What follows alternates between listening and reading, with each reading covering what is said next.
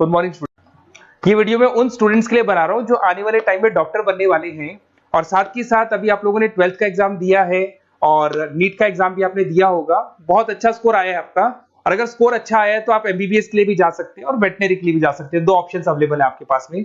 अब देखिए इसके अंदर जो डॉग लवर्स हैं या फिर अपन बोल सकते हैं जो एनिमल लवर्स हैं, इसमें सारे एनिमल्स कवर होते हैं, वो लोग इस वेटनरी वाले ऑप्शन को चूज कर सकते हैं। बहुत अच्छा ऑप्शन है, इसमें बहुत अच्छी अच्छी कैरियर अपॉर्चुनिटीज मिलेगी, बहुत अच्छा पैकेज मिलेगा और फ्यूचर ग्रोथ बहुत अच्छा है इसके अंदर। अभी अपन लोग डिस्कस करने वाले हैं veterinary, what is veterinary doctor, veterinary doctor क्या करता है, कैरियर अपॉर्चुनिटीज क्या क्या मिलेंगी इसमें, सैलरी क्या मिलेगा इसके अंदर, इंडिया में क्या सैलरी है और अब्रॉड में क्या सैलरी मिलेगा आपको, गवर्नमेंट कॉलेजेस क्या चार्ज करते हैं फीस, प्राइवेट कॉलेज क्या चार्ज करते हैं, पूरा डिटेल में डिस्कस करेंगे।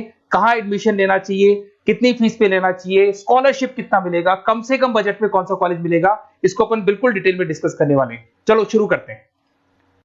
अब देखिए एक वेटनरी डॉक्टर करता क्या, what the veterinary doctor will do. तो वेटनरी डॉक्टर बहुत सारे काम करता है, डायग्नोस्टिक का काम है, उसका ट्रीटमेंट का काम है, सर्जरी का काम है, प्रिवेंशन क्योर का काम है, इमरजेंसी केयर के लिए आपका जो एनिमल वेलफेयर हो गया, क्लाइंट एजुकेशन हो गया, ये सारे काम को करता है। जैसे अगर अपन डायग्नोस्टिक की बात करें तो एनिमल्स का एग्जामिनेशन करना है, उसका एक्सरे करना है, ब्लड टेस्ट करना है, उसमें वो काम करेगा। अगर मैं ट्रीटमेंट की बात करता हूं तो यहाँ पे वो मेडिसिन वगैरह जो देगा वो देगा आपको, प्रोवाइड वैक्सीनेशन, वो बहुत इंपॉर्टेंट है क्योंकि वैक्सीनेशन वगैरह अपन देखते हैं डॉग्स वगैरह को रेगुलर बेसिस पे अपने को देना पड़ता है। सर्जरीज हो गई, जैसे रूटीन सर्जरीज, कॉम्प्लेक्स सर्जरीज, ये सारे काम वो करेगा। उसके बाद प्रिवेंटिंग क्योर, वैक्सीनेशन वगैरह हो गया। उसके बाद में इमरजेंसी केयर के लिए वो जो काम करेगा, जैसे इमरजेंसी केयर में किसी को किसी एनिमल को कोई प्रॉब्लम आ गया तो उसका लाइफ सेविंग कैसे करना है, इमरजेंसी में कैसे लेना है उसको। एनिमल वेलफेयर में जैसे जो एनिमल वेलफेयर ऑर्गेनाइजेशन होती है उसमें वो काम करेगा। उसके बाद में क्लाइंट एजुकेशन हो गया, जो भी आपके क्लाइंट्स होंगे जो डॉग रखते हैं, जो भी पेट रखते हैं, उनको क्या खिलाना है, उनको कैसे रखना है, उसके ऊपर डिस्कशन करेगा सारा का सारा। अब देखिए मेन चीज इसमें आती है कैरियर अपॉर्चुनिटीज। क्या कैरियर अपॉर्चुनिटीज होगी, आप डॉक्टर बन जाएंगे तो डॉक्टर बनने के बाद में आपकी जॉब कहां लगेगी या फिर अपना खुद का प्राइवेट बिजनेस खोलेंगे, कैसे करेंगे आप। इसमें सबसे बढ़िया ऑप्शन है प्राइवेट क्लिनिक्स। ये लोग अपना खुद का प्राइवेट क्लिनिक खोलते हैं, small animal, large animal, mix दोनों के लिए खोल सकते हैं। तो प्राइवेट क्लिनिक के अंदर बहुत अच्छी अर्निंग है, अपन उसका जो सैलरी पार्ट है वो भी डिस्कस करेंगे नीचे। उसके बाद में आपका एनिमल हॉस्पिटल्स हो गए, प्राइवेट और गवर्नमेंट दोनों हॉस्पिटल है जहां पे जॉब लग सकती है। रिसर्च इंस्टीट्यूट्स हो गए जहां पे आपका जॉब लग सकता है, जैसे फार्मास्यूटिकल कंपनी हो गया, गवर्नमेंट एजेंसीज हो गया, यहाँ पे जॉब लग सकता है।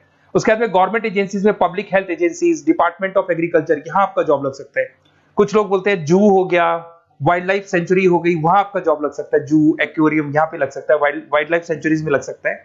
उसके अलावा फूड प्रोडक्शन इंडस्ट्रीज हो गई, जैसे लाइफ स्टॉक प्रोडक्शन हो गया, जैसे कोई मुर्गियों का बिजनेस करता है या मुर्गियों का फार्म है, वहां पे भी जॉब लग सकता है आपका। एनिमल वेलफेयर एडवाइस के लिए जॉब लग सकता है आपका। कुछ नॉन प्रॉफिट ऑर्गेनाइजेशन होती है जो एनिमल्स के लिए खुली हुई है और उनका ऑब्जेक्टिव होता है कि कोई भी अगर एनिमल के साथ कोई प्रॉब्लम है तो वो लोग सॉल्व करते हैं उसको, उसका कोई चार्ज नहीं है, वहां आपका जॉब लग सकता है। उसके बाद में पेट और फूड न्यूट्रिशन, क्या खिलाना है, जैसे आपने सुना होगा डॉग्स को पेडिग्री देते हैं अपन, वैसे कौन सी चीज खिलानी चाहिए, क्या नहीं खिलाना चाहिए, उसकी जो जितनी मेडिसिन बनेगी या जितने फूड बनेंगे वहां जॉब लग सकता है आपका। उसके अलावा आपका स्कूल्स एंड कॉलेजेस में आपका जॉब लग सकता है एज अ फैकल्टी। पढ़ने के बाद में अगर आपका इंटरेस्ट है फैकल्टी बनने का तो वहां आपका जॉब लग सकता है। कंसल्टेंसी फर्म्स हो गया, animal health consultancy, food safety consultancy, यहाँ आपका जॉब लग सकता है।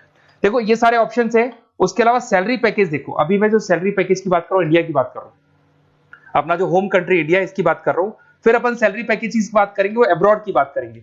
तो सब में अगर आप देखें तो ऑन एन एवरेज ये मान के चले कि आपका 5 लाख से 10 लाख तक का एवरेज जा रहा है पैकेज। अगर प्राइवेट क्लिनिक भी आप खोलते हैं, गवर्नमेंट सर्विस भी करते हैं ना, तो आप ये मान के चले कि आपका पैकेज 5 से 10 के बीच में जाएगा। उसके बाद रिसर्च इंस्टीट्यूट में भी यही मिलेगा आपको, जूस वगैरह के अंदर आपका यही 5 से 10 लाख के बीच में मिलेगा। फूड प्रोडक्शन इंडस्ट्रीज है, नॉन प्रॉफिट ऑर्गेनाइजेशन है, तो ऑन एन एवरेज ये मान के चलो 5 लाख टू 10 लाख, तो एज अ फ्रेशर आपको एक्सपीरियंस हो जाएगा तो पैकेज बढ़ जाएगा। कंसल्टेंसी फर्म से यहाँ लग सकते हैं। बट अगर आप अब्रॉड का प्लान कर रहे हो ना, तो अब्रॉड के अंदर तो ये मान के चलो कि आपका जो सैलरी है उसके अंदर बहुत जबरदस्त मल्टीपल इंक्रीमेंट होने वाले हैं। अगर आप अब्रॉड का प्लान कर रहे हैं, अगर यूएस में अगर आपका जॉब लगता है तो मान के चले ऑन एन एवरेज $1 लाख है annually.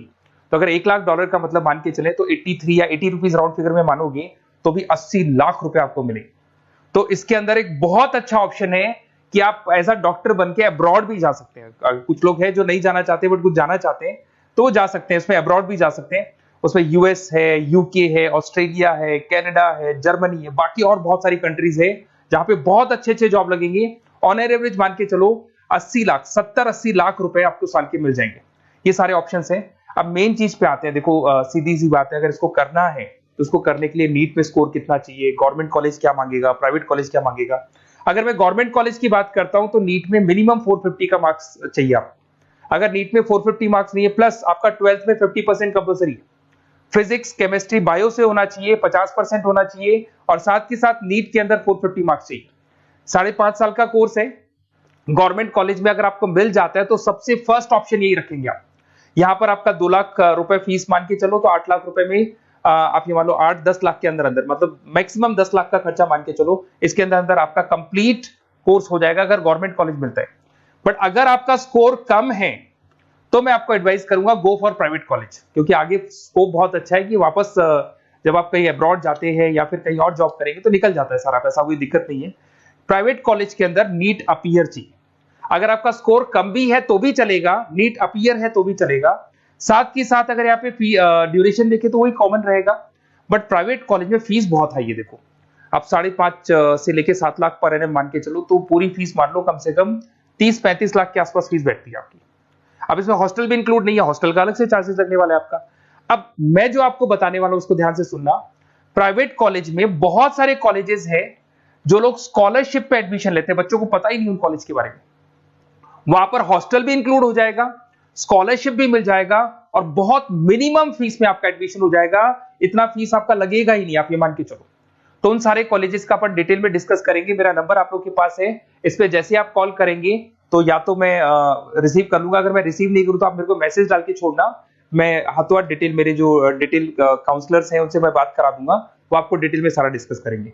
Okay, best of luck. कोई प्रॉब्लम हो, ये नंबर है मेरा, इस पे कॉल कर सकते हैं। Okay, best of luck.